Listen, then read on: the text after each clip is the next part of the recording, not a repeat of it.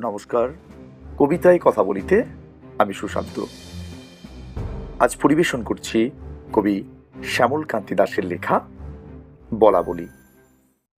বাবা বলল লেখাপড়া, মা বলল খেলা, দিদি বলল ঘর সাজাতে সারা দুপুর বেলা, জেঠু বলল ভালোভাবে পরীক্ষাটা দিতে, কাকু বলল নাম করা চাই শাস্ত্রীয় সঙ্গীতে, মাসি বলল নাচ শেখো গে, পিসি বলল সিনেমাতে মুখ দেখাবে দত্তবাড়ির কুহু, দাদা বলল ব্যবসা করো আনতে হবে টাকা, নইলে তোমায় পুছবে না কেউ সারা জীবন থাকা।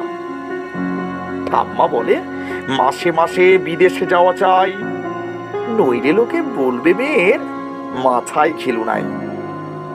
দাদু বলল চোখ পাকিয়ে বকবকানি থাক, ঘুমোতে দাও মাইয়াডারে শরীরে জোর পাক।